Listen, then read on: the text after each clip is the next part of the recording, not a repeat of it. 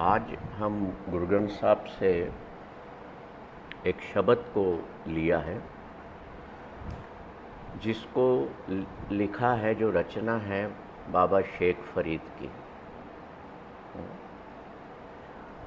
वे एक सूफ़ी मुस्लिम, सांसारिक रूप से बात करूं तो वो एक सूफ़ी मुस्लिम व्यक्ति थे, है ना। क्योंकि नाम फरीद आया तो आपके मन में भी प्रश्न खड़ा होगा। अगर आप आइडेंटिटीज़ से इस दुनिया में चलते हैं, जीते हैं, तो आप कहोगे कि अरे मैं एक मुस्लिम की बात कैसे सुन लूँ, है ना। पर इस भेद को गुरु नानक ने मिटा डाला। कैसे मिटा डाला? दुनिया को कैसे बताया? ग्रंथ, जो गुरु ग्रंथ का निर्माण हुआ, जो रचना हुई, उसमें उन्होंने सारी उन रूहों की बाणी डाल दी जो ईश्वर से जुड़ी हुई थी। उन्होंने ये नहीं देखा कि ये नामदेव हैं, ये त्रिलोचन हैं, ये रविदास हैं, चमार हैं, ये कबीर हैं, ये फरीद मुस्लिम हैं। नो, सबको इकट्ठा करके एक प्लेटफॉर्म में रख दिया कि दुनिया के लोगों, जिस आइडेंटिटी को तुम लेकर के लड़ते हो, मरते हो, वो इस संसार में या ईश्वर के दरबार में मायने ही नहीं रखती है। मायने कौन रखता है? तुम्हारी रूह, जो भीतर तत्व है ना, वो मायने रखता है। पर क्या आज भी हम समझे इसको? हमारे सामने अच्छाई खड़ी होगी, बुराई होगी, फिर एक में और ज़्यादा अच्छाई होगी, फिर एक में और ज़्यादा बुराई होगी। आपको कहा जाए कि चलो वोट दो, किसको देना है? You will not look at the अच्छाई और बुराई और the qualities of human, of that soul. आपसे कह दिया जाएगा कि वर्ल्डली आइडेंटिटी देखो, और आप भी वही देखते हो। ये हम अपने जीवन में 90% करते हैं, हम सब करते हैं। But Nanak says no. जब बाबर हिंदुस्तान पे हमला किया तो सैदपुर में, जिसका नाम आज एटमानाबाद है, पाकिस्तान में, अब Guru Nanak was the first person. उस पूरे गांव में 28,000 से ज़्यादा हत्याएं बाबर और उसकी सेना ने की, और गुरु नानक उस गांव में मौजूद थे। जब वो विजय रथ पर, क्योंकि हिंदुस्तान पर अटैक मुगलों का पहला अटैक था, जब वो विजय रथ निकाल रहा था शहर में, लोग रो रहे हैं, करा रहे हैं, तो बच्चे रो रहे हैं। सामने से गुरु नानक अपने भाई बाला और मर्दाना के साथ आ रहे हैं। उन्होंने उधर देखा भी नहीं कि ये कौन है जो हिंदुस्तान पे अटैक करके कह रहा है कि मैं सम्राट हो गया हूँ, इतने लोगों को मारने के बाद। अब कोई किसी के आगे न झुके, किसी सम्राट के आगे, तो उसकी तो हिंसा हो गई, असम्मान प्रकट हो गया। कहता है ठहरो, इनको बुलाओ, ये कौन है?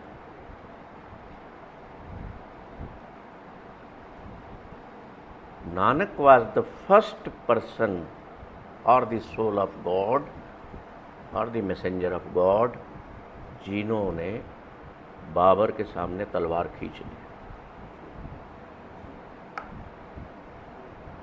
आज भी आप किसी भी देश के सम्राट को कहो कि तुम गलत हो, कह सकते हो? हिम्मत नहीं। तो उस जमाने में सामने आंखें मिला के कहा, तुम गलत हो, मैं तुम्हें सम्राट मानता ही नहीं, जाओ, तुमने मेरा क्या बिगाड़ना, आओ बिगाड़ो। अगर सत्य के लिए वो कहते हैं कि तुम नहीं खड़े हो सकते, तो इसका मतलब यही है कि तुम्हारी मुलाकात अभी तक खुदा से या ईश्वर से हुई ही नहीं है। तुम असत्य को देख करके बेसहारा या असहाय महसूस करने लग जाते हो। तो तुम ईश्वर से मुलाकात छोड़ दो, भूल जाओ। तो इस शब्द में आकाश से कुछ प्रश्न करती है धरती, बड़े बड़े ही इतने डेलिकेट कह लो, ऐसे प्रश्न हैं दिल को छू जाने वाले। तो पहले मैं उस शब्द को पढ़ देता हूँ। शब्द बड़ा है, पर केवल मैं बात 2 पंक्तियों पर करूँगा, क्योंकि मुझे पूरी बात करने के लिए ना बहुत समय चाहिए। आप 12 घंटे भी बैठेंगे तो ख़त्म नहीं होगी उस शब्द के भाव को समझना। इतनी बड़ी सोल दुनिया में हुई है। गुरु नानक जब दुनिया में आए तो उसके 100-125 साल पहले बाबा फरीद आए। उनकी 12वीं पीढ़ी से गुरु नानक ने स्वयं पाकपट्टन में जाकर के उनकी 12वीं पीढ़ी से भगत फरीद जी द्वारा लिखे गई जो वाणी थी ईश्वर के प्रति, उन्होंने उसको लिया और इस ग्रंथ में शामिल।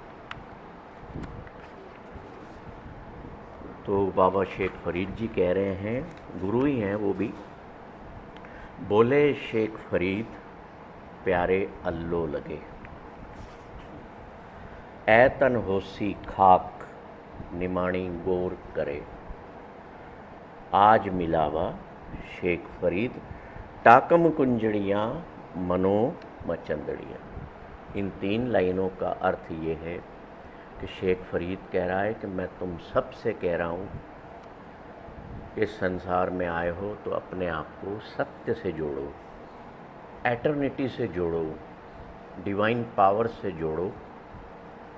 जो भी तुम कर रहे हो करो, पर उससे जुड़े रहो।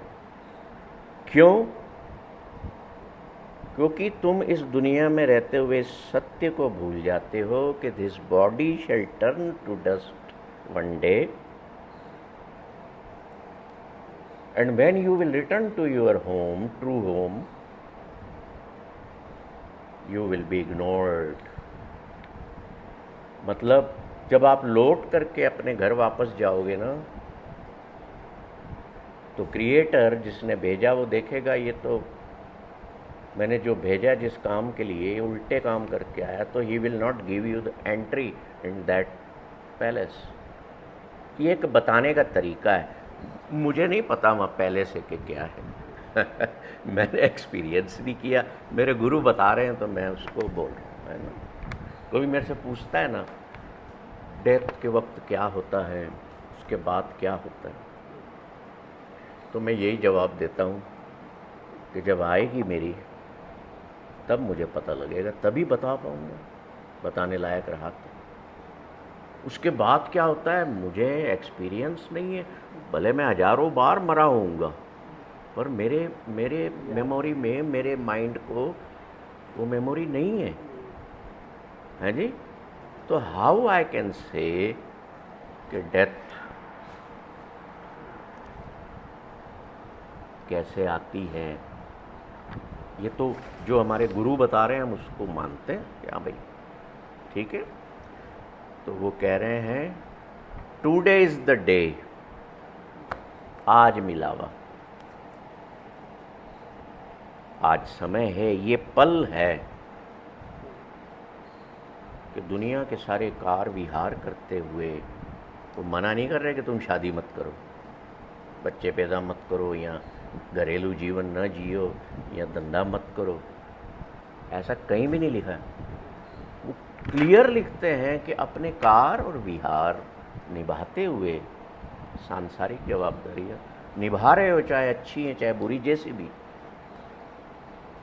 पर don't get unattached to your true self। आज मिलावा, ये पल है, मिल ले। कैसे मिल ले? बस याद कर लिया, अपने भीतर के तत्व को याद कर लिया, इतना ही पूछ लिया, कह रहे भाई कैसा है तू, हो गई याद उसकी। Your thought process, your mind की जितनी भी विचार हैं सब क्लियर हो जाएंगे।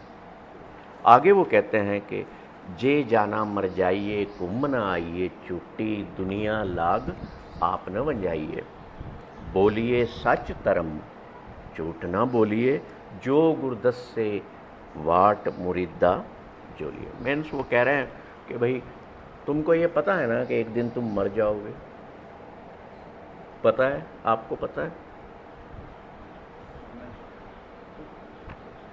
पता है ना, तो फिर भूल क्यों जाते हो, क्यों सोचते हो नहीं मैंने थोड़ी, उसने, पड़ोसी ने या मेरे रिश्तेदार, मैंने तो अभी ये पता है कि मैं लौट करके नहीं आऊँगा, फिर भी मैं झूठी दुनिया, दुनिया को झूठा कह रहे हैं। क्यों कह रहे हैं? इसलिए नहीं कह रहे कि ये झूठ है, इसलिए कह रहे हैं कि पेरिशेबल है। कुछ भी परमानेंट नहीं है यहाँ, तो इसलिए उसको झूठी कह रहे हैं। और डरा नहीं रहे हैं, जगा रहे हैं कि तुम मृत्यु का सुन के डर जाते हो, हाँ, तुम पाप का सुन के डर जाते हो, वो कह रहे हैं डरो मत, जागो। फरीद हमें जगा रहे हैं कि बी अवेकन, बी अवेयर। अब वो आगे कहते हैं शेख हयाती जग न कोई थिर रहा, कि संसार में कोई स्थिर तो रहा नहीं। पता है हमें, मैं कोई नई बात नहीं कह रहा और शेख फरीद साहब भी कोई नई बात नहीं कह रहे, सबको पता है ना। जिस आसन हम बैठे कहते बैस गया, मतलब आज आप जिस ऑफिस की कुर्सी पर मालिक बन के बैठे हो, उस पर कितने लोग बैठ करके चले गए। आज मैं जिस घर में, मेरे पिता के घर में रह रहा हूँ, मेरे दादा भी वहीं रहे, तो वो मालिक कहलाते थे, चले गए। उसके बाद पिता मालिक कहलाने लगे, चले गए। आज मैं मालिक, लोग मुझे कहते हैं इस घर के मालिक ये हैं, तो मैं क्या स्थिर हूँ यहाँ? भाई इसको याद रखना है। ये याद रखना, जैसे ही मैंने कहा ना, I am not the owner of this home, this house, उससे आपका जो एक अटैचमेंट है वो गया, टूट गया।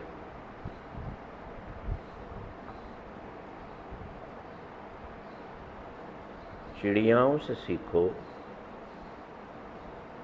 कि जब अंडे देती हैं घोंसले में, पहले तो जब तक बच्चे खाने लायक होते हैं तो दाना या मुंह में ना कीड़े मार के उनका रस ला के उनकी चोंच में डालती हैं, देखा कभी? फिर क्या करती हैं, बच्चे जैसे ही उनको लगा कि अभी उड़ने लायक हो गए, पर बच्चा घोंसले की दीवार तक जाता है, डरता है, वापस आ जाता है, वो पुश कर देती है। थोड़े दिनों तक उनका ध्यान रखेगी आसपास के कोई बड़ा पक्षी या कोई जानवर इनकी खा न जाए। जैसे ही वो हुए independent, she forgets about them, वो अपने रास्ते, वो अपने रास्ते। तो फरीद कह रहे हैं कि तुम उन पक्षियों जैसे बन सकते ही नहीं, क्योंकि तुम्हारी तो आदत है पकड़ के रखना। छोड़ो आदतों को। जब ये एहसास भीतर हो जाए ना कि मैं मालिक है ही नहीं, तो आप अपने आप, ये एहसास कब होता है? मेरे को अनुभव मिला है। मैं बहुत बीमार था, इस कुर्सी से उठ के मैं, ये बिटिया बैठी है ना, यहाँ तक भी नहीं जा सकता। मेरे को दिमाग में आया कि शायद अब it's time to pack up, I will not survive, क्योंकि फाइलें इतनी मोटी मोटी हो गई, जांचों की, दवाइयों की, रिपोर्टों की, डॉक्टरों की।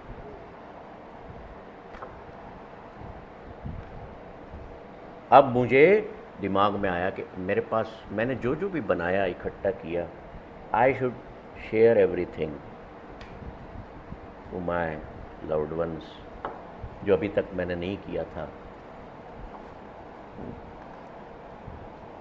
ये बिलोंग तो मेरे को करता नहीं, ये सोच माइंड में आई। शायद वो द्वार दिख रहा था, यहाँ वो कुछ शिक्षा दे रहा था। कभी कभी जो जीवन भर की जो शिक्षाएं होती हैं ना, उसके लिए ईश्वर आपको उस अनुभव में लाता है,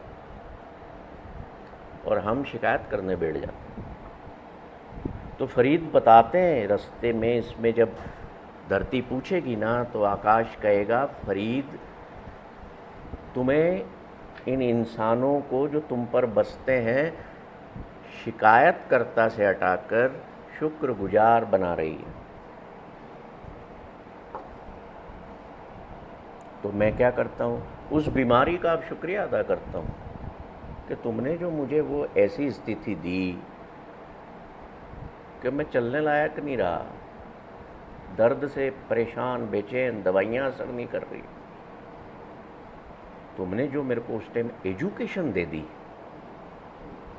और फिर तुमने ही ठीक किया। I don't know how I recovered. मैं उसके लिए शुक्रगुजार हूँ।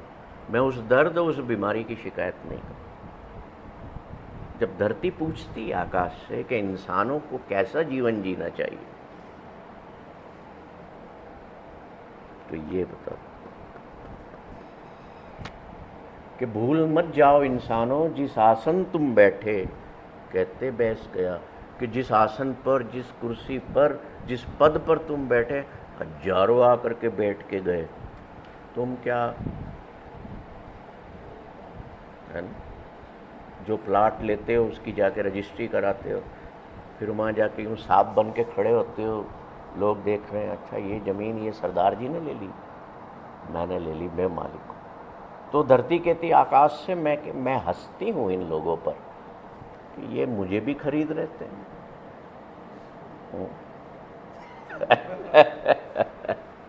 धरती कहती आकाश से कि ये ऐसा क्यों करते हैं, ये मुझे भी खरीदते हैं। तो आकाश कहता है, धरती सुन,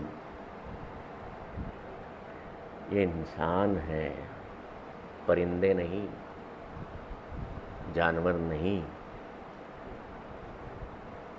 इंसान को इंसान बना करके ईश्वर ने भेजा था कि तू ये काम कर, तेरा चार्टर ये है, तेरा स्कोप ऑफ वर्क ये है दुनिया में।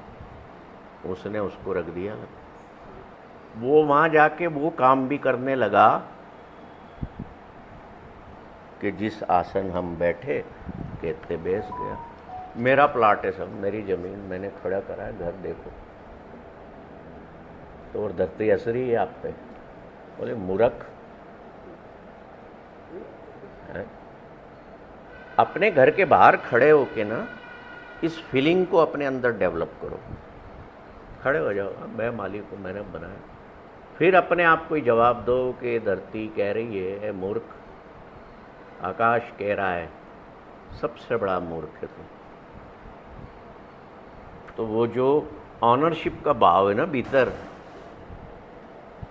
डिमिनिश हो जाएगा। काहे का ऑनर, किस चीज का?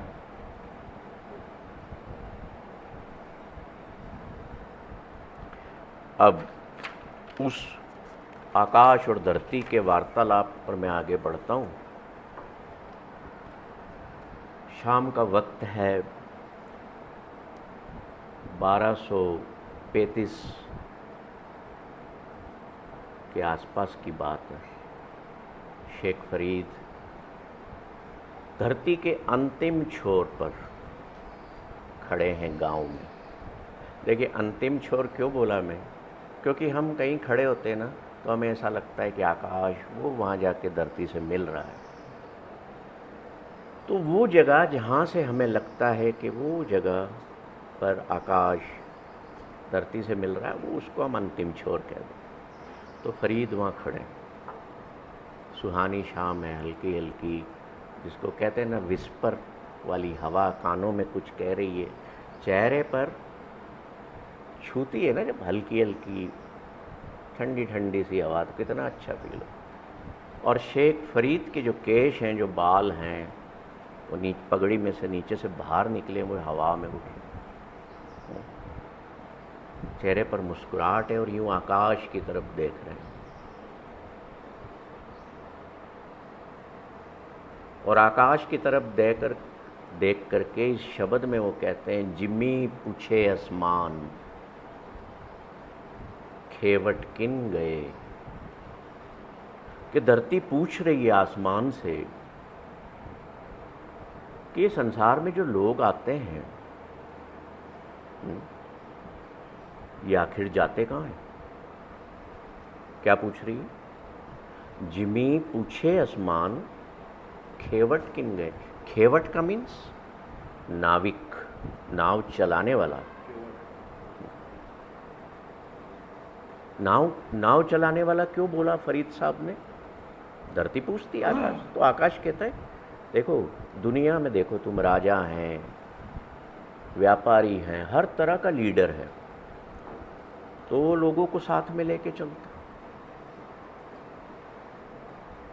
वो क्या कहता है, मैं तुम्हें अमीर बना दूंगा, मैं तुम्हें, संत लोग हैं वो कहते हैं मैं तुम्हें पार लगा दूंगा, ठीक उस नाविक जैसा जो 50 लोगों को नाव में लेके नाव खेरा है। तो आकाश कहता है कि ये संसार एक नाव है जो नदी में बह रही है, एक छोर से दूसरे छोर पर जाने के लिए उसे नाविक चला रहा है। पर इंसान गलती ये करता है कि वो ये समझ लेता है कि मैं नाविक हूँ इस नाव को चलाने वाला, इस दुनिया को चलाने वाला मैं हूँ, मैं ही तो सब कुछ कर रहा हूँ। धरती कहती है मेरे को क्यों नहीं इन चीज़ों का एहसास हुआ? तो आकाश कहता है कि ये बात तो फरीद ही बताएंगे तुम्हें। वो खड़े हैं, देखो हमारी तरफ देख रहे हैं। तो धरती और आकाश दोनों फरीद के सामने आकर के पूछते हैं कि तुमने नाविक क्यों बोला और तुमने संसार को एक नाव क्यों बताया, और हमसे क्यों पूछ रहे हो? जिमी पूछे आसमान, जिमी मीन्स जमीन, आसमान से पूछ रही है कि जो दुनिया में लोग आते हैं ये कहाँ चले जाते हैं? धरती को पता नहीं है ना। धरती कहती है मेरे पास तो इनका मांस आता है, शरीर आते हैं, यहाँ तो ये जला देते हैं तो मेरे में मिल जाता है वापस, यहाँ गाड़ देते हैं तो मेरे पास मिल, पर इनके भीतर जो रूह है वो जाती कहाँ है? ये कहाँ जाती है? तो धरती फरीद से पूछती है कि भाई तेने मेरे को और आसमान को ही क्यों चुना ये प्रश्न करने के लिए? तो फरीद बड़ा सुंदर कहते हैं कि हे धरती, तू एक माँ है और माँ का काम निस्वार्थ सेवा है, बगैर कुछ भी सोचे, बगैर कुछ भी करे, बस सेवा है, ममता है, कभी नहीं मांगती। मैं कई लोगों को देखता हूँ, वो बुजुर्ग हो गए, कितनी भी तड़प में माँ है, अकेली पड़ी है, बेटा बाहर है, बच्चे बाहर हैं, कहती मैं अपने बच्चों को क्यों दुख दूँ, मैं तो बूढ़ी हो गई हूँ, ये तो चलना नहीं।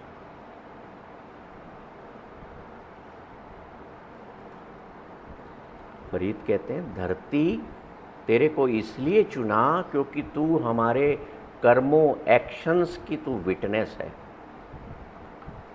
जो भी इंसान इस दुनिया में कर रहा है, विटनेस कौन है? अर्थ। देख कौन रहा है? आकाश ऊपर से।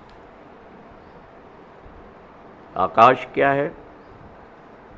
गवाह है कि तूने ये किया, समय का गवाह है। जब से दुनिया बनी आकाश देख रहा है। He is the witness of time, the world created. धरती आपके हर पद चिन्ह, हर कब्र, हर नींव, हर बढ़ते और ढहते साम्राज्य को अपने भीतर समेटे हुए। वो किसी का न्याय नहीं करती, वो किसी का बुरा भी नहीं करती। न्याय कौन करता है? नाविक, क्रिएटर। धरती को कोई मतलब नहीं है आप अच्छे काम कर रहे हो, बुरे काम कर रहे हो। She is not interfering.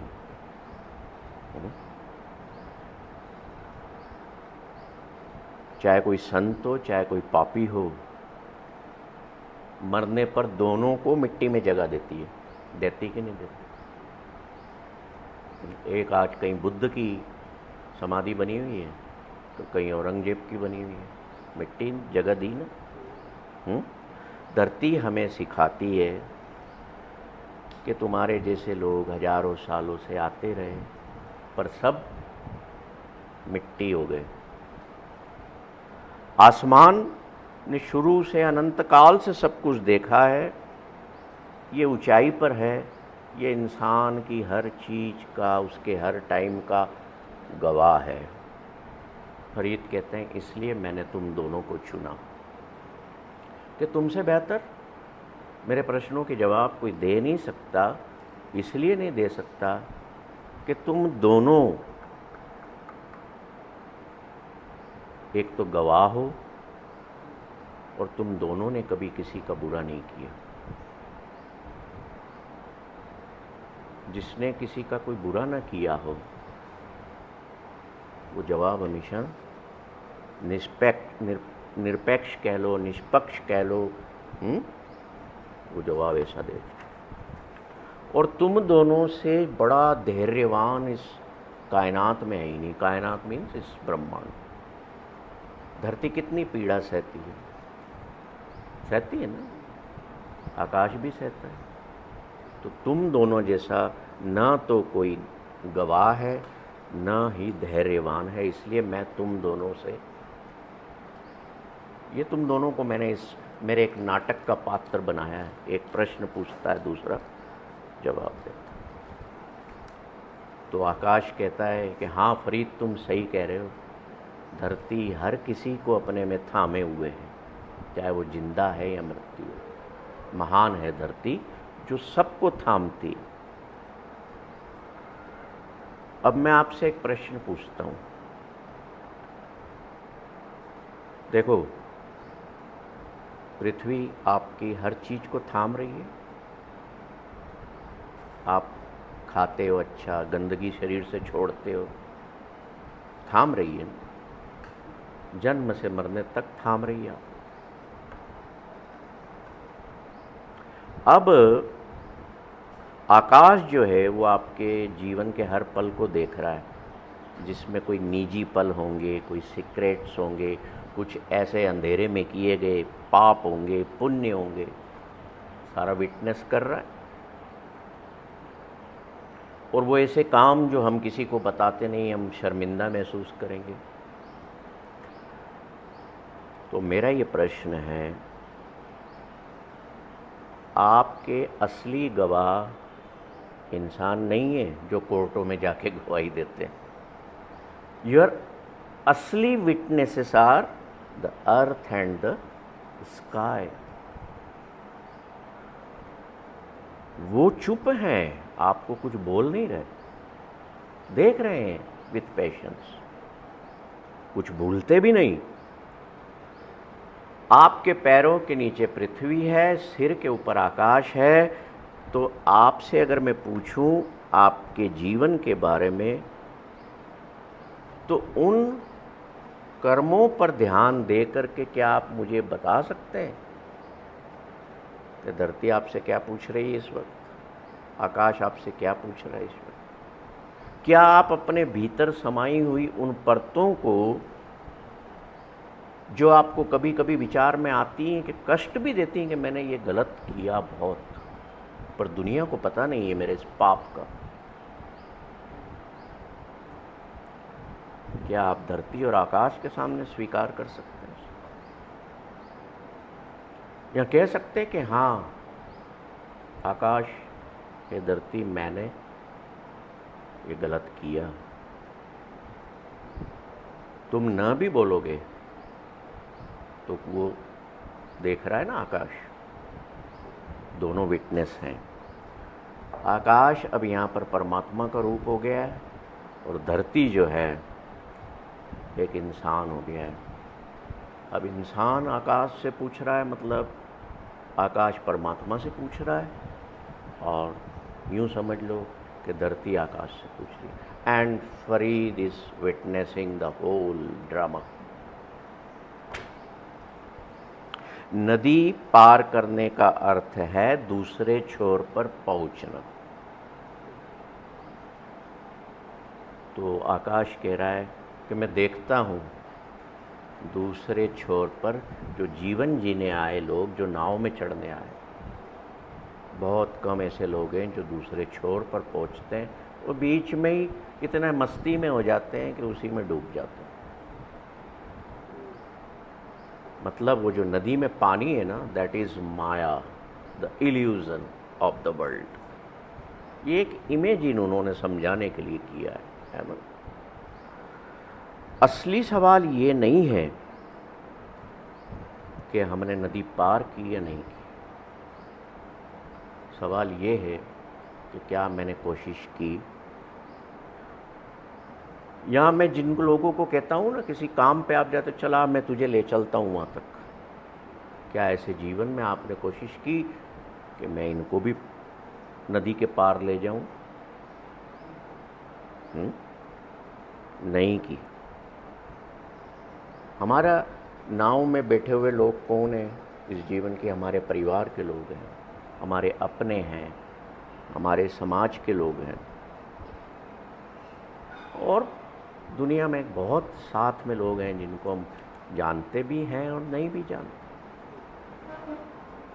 पर कोई उस नाव से दूसरे छोर पर पहुंचता है जहाँ पर क्रिएटर आपका इंतज़ार कर रहा होता है कि आओ, जिस काम के लिए मैंने भेजा था ना वो तुम करके आए हो, तो वो गले लगा लेता। तो आकाश कहता है कि हाँ मैंने ये देखा है, और फिर वो लोग, फरीद तुम सही कहते हो, फिर वो लोग वापस नहीं आते इस दुनिया में, क्योंकि उनका काम हो गया। जो बीच रास्ते में डूब जाते हैं ना, दूसरे छोर तक नहीं पहुंचते, वो वापस आते हैं। अगला प्रश्न धरती कहती है कि जब मैंने आपसे कहा ना कि पृथ्वी कह रही है, धरती कह रही है कि ये इंसान मेरी छाती पर प्रहार भी करते हैं, दाल भी मूंगते हैं, ये भूमि मेरी है, ये राज्य मेरा है, ये लोग मेरे हैं। इन लोगों ने एक दूसरे को अलग करने के लिए दीवारें खड़ी की हैं। इन लोगों ने सोने, चांदी और अनंत दूसरी धातुओं को पाने के लिए मेरी छाती को खोदा है, हमेशा छलनी किया है। जैसे कि मेरी छाती खजाना हो, इन्होंने संसार को उस खजाने से निर्मित कर दिया। निर्मित मतलब उसमें शामिल कर दिया कि यही सबसे बड़ी चीज़ है। दुख मैं पाती हूँ, कष्ट मैं पाती हूँ, पर इन मूर्खों को ये नहीं पता कि ये जो लोग दावा करते हैं ना कि दूसरों को सुरक्षा दे रहे हैं, दूसरों की सुरक्षा के लिए जा रहे हैं, पर ये खुद ही खो चुके हैं। ये दूसरों की सुरक्षा क्या करेंगे? थोड़ी बातें गहरी हैं, समझ में आ रही हैं? आप मुझे कहो कि मैं आपका ध्यान रखूँगा, तो अर्थ इज़ आस्किंग, भाई पहले ये बता तू अपना ध्यान रखा तेने? तेरा अपना तो ये हाल है, तेरे से तो साइकिल के पहिए घूमेंगे नहीं, और तू मुझे बोलता है पीछे बैठ जा, मैं तेरे को पार करवा देता हूँ। अपना ध्यान नहीं रखते, अपनी सुरक्षा नहीं कर सकते, दूसरों की जवाबदारियां लेते। तो धरती पूछती है आकाश से, क्या तू मुझे ऐसे कुछ एक आधा उदाहरण बताएगी कि जिससे ये बात मुझे समझ में आए कि जो लोग धरती पर आते हैं ये किस तरह के होते हैं। तो आकाश कहता है कि हाँ, मैंने तो कईयों को देखा है। एक राजा था, वो खुद के बारे में बड़ा निश्चिंत था। सफ़ेद रंग के उसके पास घोड़े थे जो बहुत महंगे होते थे, और लोग भी उसको क्या करते थे, बड़ा सपोर्ट करते थे जब वो सड़कों से निकलता था। राजा की जय हाथ हिलाते थे। आज भी होता है। आज घोड़ों की जगह बड़ी बड़ी गाड़ियाँ होती है जी, ट्रक होते हैं। राजाओं की जगह the so called presidents, prime ministers, ministers, MLAs, MPs होते। लोग उसका, राजा का उत्साह बढ़ाते थे, हाथ लहराते थे।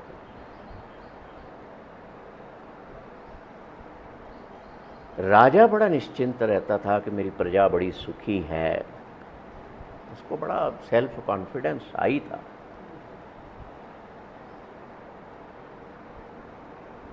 उसको ये लगता था कि मेरे मरने के बाद मेरी प्रजा बड़ी दुखी होगी, मेरी मूर्तियां खड़ी करेगी, पत्थरों पर मेरे नाम लिखेगी कि ये राजा ऐसा था।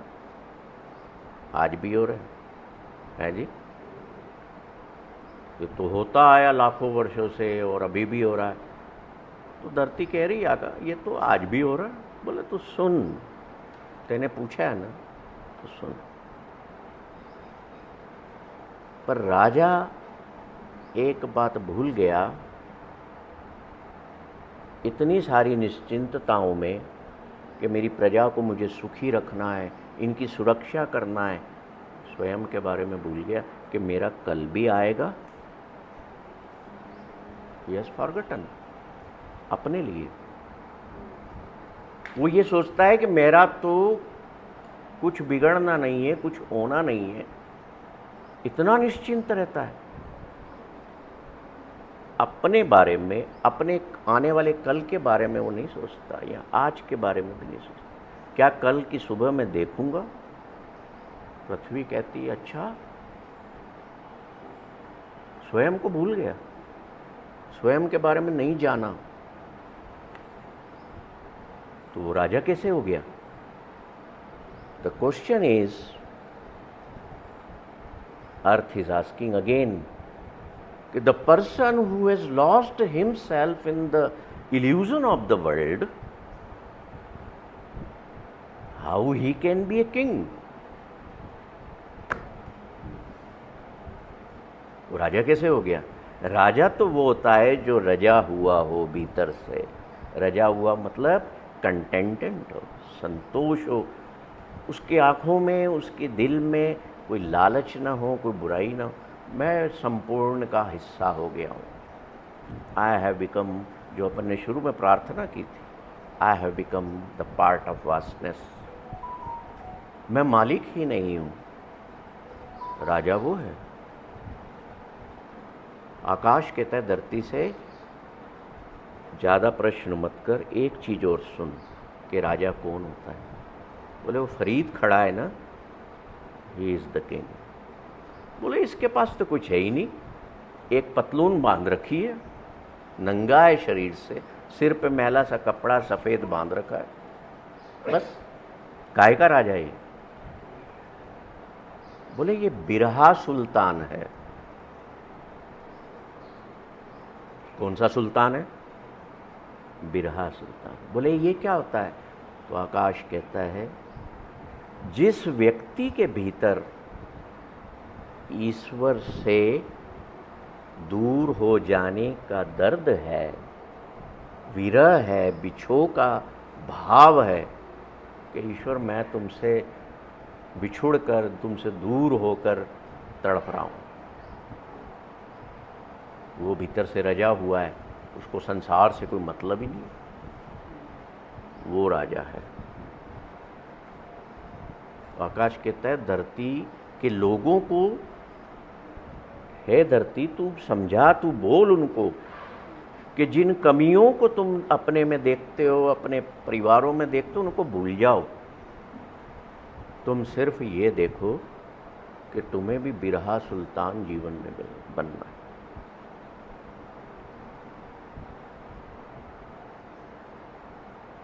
आकाश कहता है, देखो फरीद की बात और समझ लो।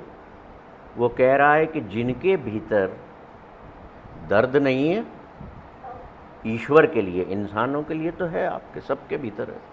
मेरा वो, उसको कुछ हो ना जाए, मैं इसको खो ना दूँ, अरे वो मेरा बेटा अमेरिका चला गया, इंग्लैंड पढ़ने चला गया, मैं तड़पता हूँ, विछोह कब आएगा?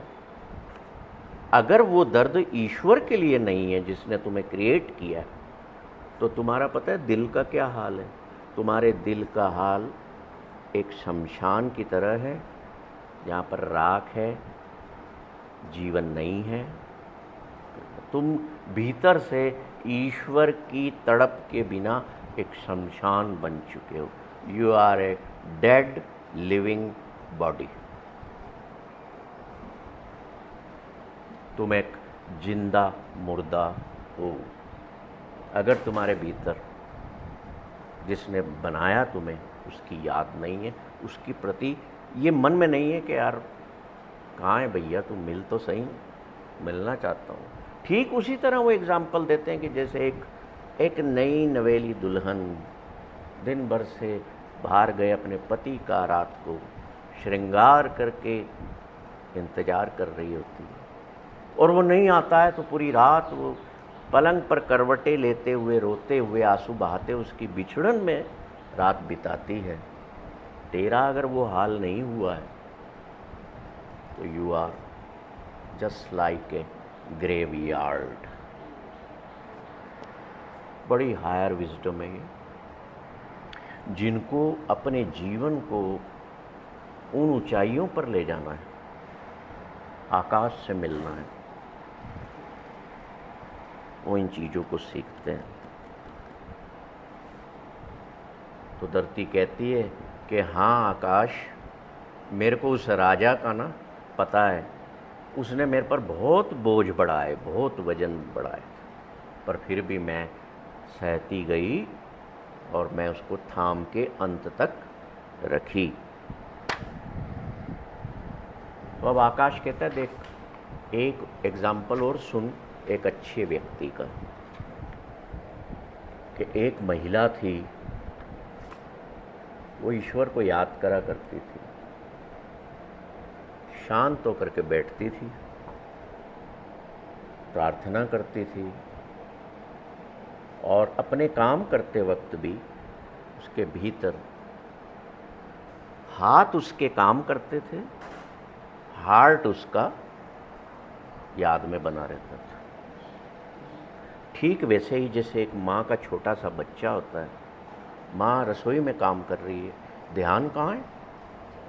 बच्चा उठ न गया हो, बिस्तर से गिर न जाए। ठीक वैसे ही वो प्रार्थना करती थी, तो उसकी प्रार्थना में कभी कोई बात नहीं होती थी, कभी कोई मांग नहीं होती थी, सिर्फ एक मीठी याद होती थी, और वो याद चेहरे पर मुस्कान के रूप में आती थी। This was her prayer. वो राजा थी, and she crossed that river and reach other and, but that Raja didn't. तो धरती पूछती है, ये बताओ ना, ये लोग जो इस संसार में आते हैं, शरीर और अपना सब कुछ तो मेरे पे ही छोड़ जाते हैं, पर आखिर ये जाते कहाँ हैं? जिमी पूछे आसमान, खेवट किन गए। तो अब आकाश जवाब दे रहा है, जालन गोरा नाल, गुलाम में जी सहे। मीन्स कि हे पृथ्वी, मैं देख रहा हूँ ऊपर से अभी भी हजारों शरीर, जालन मीन्स जलाए जा रहे हैं, कुछ गाड़े जा रहे हैं,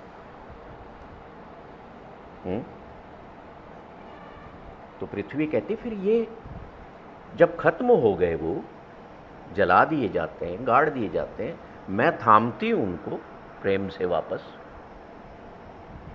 पर ये थे कौन, इनके भीतर कौन था जो चलते थे, फिरते थे, कर्म करते थे, हैं, सब कुछ करते, वो कौन था और कहाँ गया? तो आकाश जवाब दे रहा है, जालन गोरा नाल गुलाम में जी सहे। जी means that element, part of the soul, part of the super soul, जिसको हम आत्मा कहते हैं, आत्म तत्व कहते हैं, या यूं समझ लो जिसके कारण हम जीवित हैं, इस शरीर। तो आकाश कहता है, तू ये जान करके क्या करेगी? बोले बता दो। हमें भी ये जवाब कई बार आते हैं ना, मिलते हैं ना, तू क्या करेगा ये जान के? तू अपना काम देख यार भाई। तो फरीद सिर हिला रहे हैं, वो धरती के अंतिम छोर पर खड़े हुए कि भाई जवाब तो देना पड़ेगा, इसको बताना तो पड़ेगा। तो कहते हैं कि जितने जीव हैं ना, जीव हैं, जो भीतर है उसको जीव कहते हैं। इसके जो शरीर ने, इसके जो वाहक ने जो जो कर्म किए, जैसे भी किए, उनके जवाब देने ये पेश होता है। गुलामे मीन्स ताने। काम शरीर ने खराब किए, काम आपके माइंड ने दुनिया में खराब किए, पर भुगतता कौन है? भीतर वाला तत्व। वो धरती कहती क्या बात कर रहे हो? बोले yes, this is the truth, you wanted to know and I am telling. जालन गोरा नाल गुलाम में जी सहे। तो धरती कहती है फिर क्या होता है? वो कहता है होना क्या है? उस नाव, चलती नाव में से ये लोग गिर जाते हैं। मर जाना संसार में मतलब गिर जाना उस चलती नाव में, और इनका वापस से जन्म होता है। कर्मों का निपटान, the balancing of your karmas, your actions is the only parameter in the court of God. मेरे को देखो पता नहीं, मेरे को एक्सपीरियंस नहीं, मैं तो जाऊंगा वहां तब पता लगेगा। मेरे गुरु कह रहे हैं, मैं समर्पित हूं उनके प्रति, तो मैं बिल्कुल मानता हूं कि हाँ यही। धरती कहती है कि इंसान अपने आप को खेवट बताता था कि मैं चला रहा हूं संसार को, हड्डियां मेरे पास है, माल मेरे पास है, धूल मेरे पास है। आत्मा मेरी पकड़ में नहीं आती थी, मुझे अब समझ में आ गया है। पकड़ में आती तो मैं मरने देती किसी को?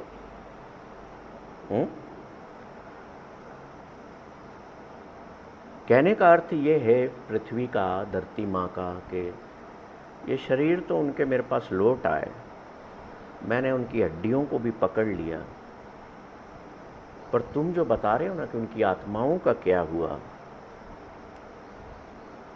तो आकाश कहता है कि भाई मैं इसका विटनेस हूँ, तुम शरीरों की विटनेस हो, मैं आत्माओं का विटनेस हूँ। तुम वो नहीं देख सकती जो मैं देख सकता हूँ, मैं ऊपर बैठा हूँ।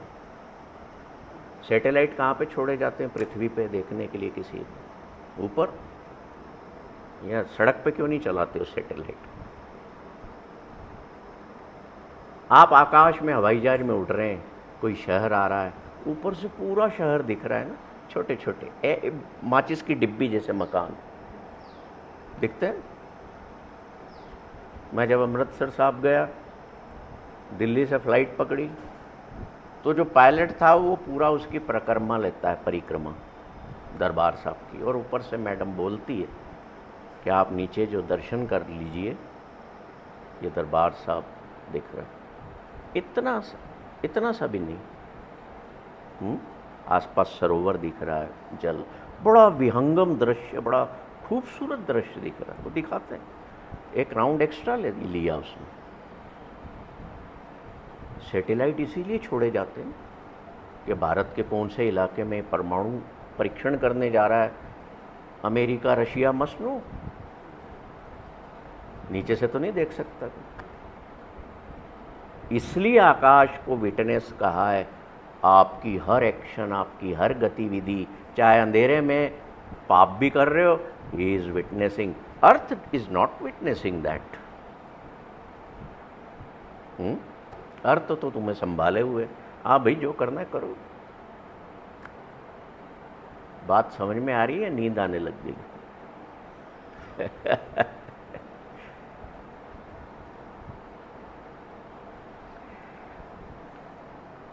तो धरती कहती है आसमान से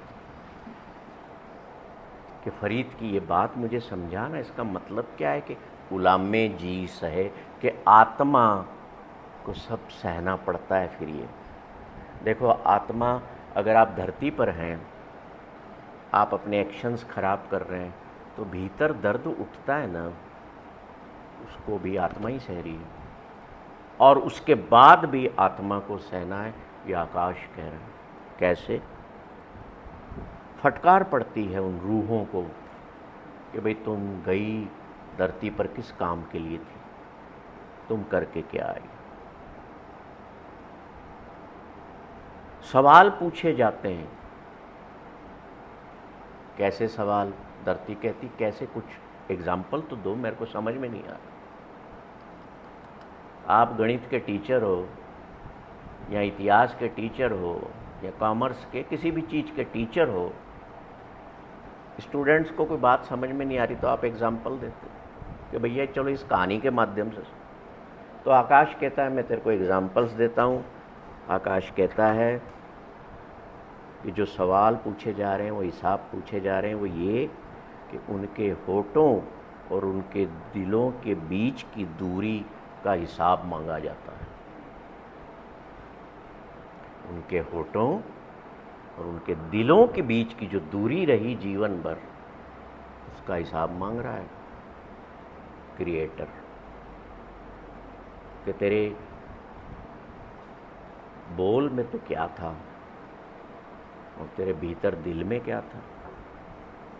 आप किसी से मिले, आप उसको पसंद नहीं करते हैं और आपका काम भी अटका हुआ है, आप होठों से झूठी तारीफ करे जा रहे हैं उसकी, और भीतर क्या है, इसकी तो मेरा ये काम हो जाए फिर मैं निपटाता हूँ।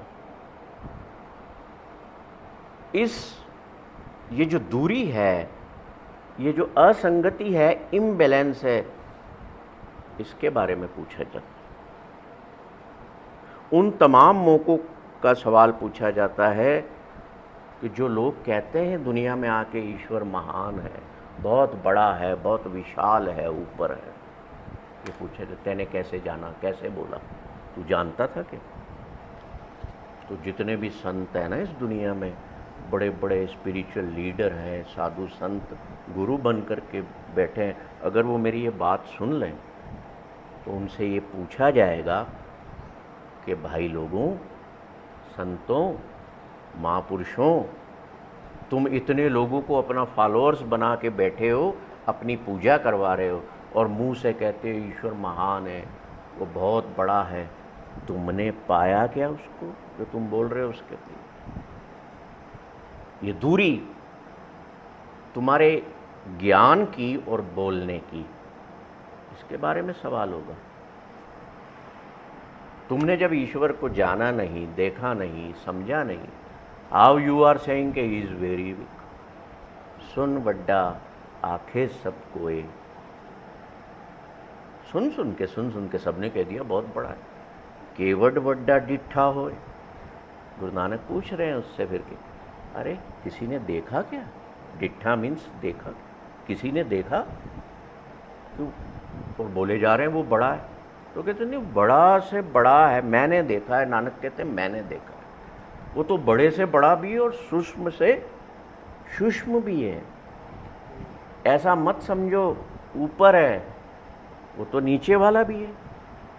हम कह देते ना ऊपर वाला देख रहा, ऊपर वाला सब सही करे, अरे भाई वो नीचे वाला भी है। वो पातालों में भी है, आकाशों में भी है। The total creation is his, और जिसने बनाया वो उसी में है। तो वो जो स्पिरिचुअल लीडर हैं, जो धार्मिक संत महापुरुष हैं, मैं किसी पर्टिकुलर पे नहीं बोल रहा हूँ, they must be, this is Akash is saying, they must be ask this question कि तुम लोगों को मूर्ख कैसे बनाते आए।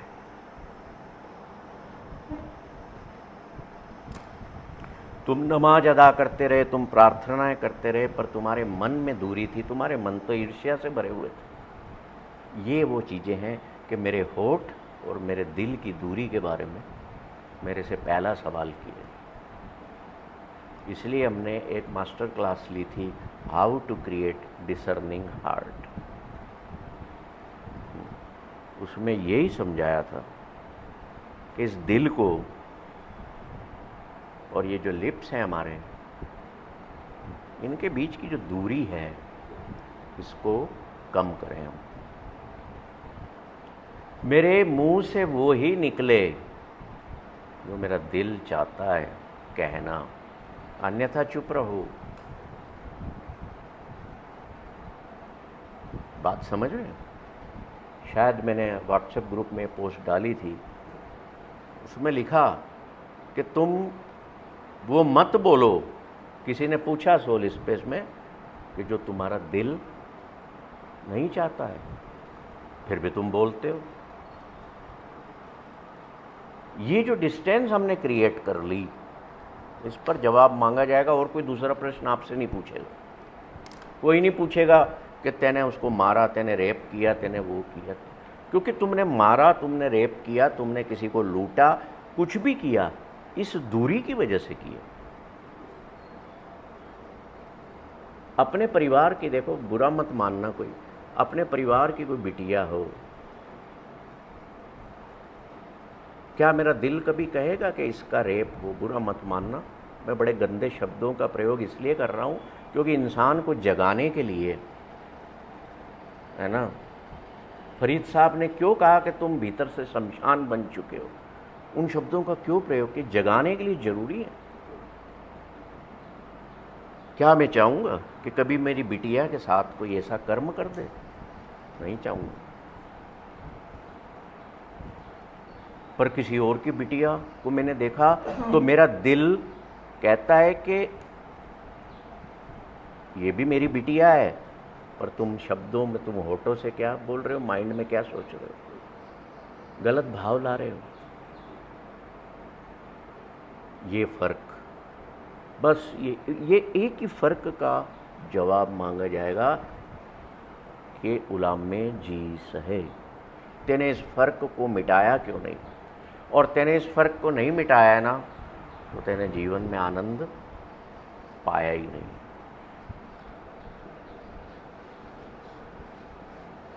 तो दुनिया में आकाश कहता है आने का मकसद, धरती तू एक धर्मशाला है। क्या है? ईश्वर ने तेरे को एक धर्मशाला बनाया, और मेरे को तेरे ऊपर, तेरे सिर पे खड़ा कर दिया कि भैया जब मेरे कोर्ट में ये लोग हाजिर होंगे, इनकी रूहें हाजिर होंगी, तो you will be the witness of their actions. आसमान, स्काई। मुझे बार बार, मुझे बात बात पर अपीयर होना पड़ता है कि हाँ मैंने देखा था इसको, ये कर्म करते। डरना नहीं है, जागना है। इसलिए कोई भी कर्म करते वक्त भीतर इस मन को इंस्टेंटली ले आओ, sky is witnessing, earth is witnessing, क्योंकि अल्टीमेटली इन्हीं ने गवाही देना है। भले वो हमें, आकाश हमें जल भी दे रहा है, हवाएं दे रहा है, सब कुछ दे रहे हैं ना। The sky, the earth, every planet is living and doing what the God designed for them. इसलिए फरीद कहते हैं कि हे धरती, हे आसमान, मैंने तुम दोनों को चुना इस प्रश्न उत्तर के लिए क्योंकि तुम वैसे ही जी रहे हो, वैसे ही कर रहे हो जैसे निर्माता ने तुम्हें करने को कहा।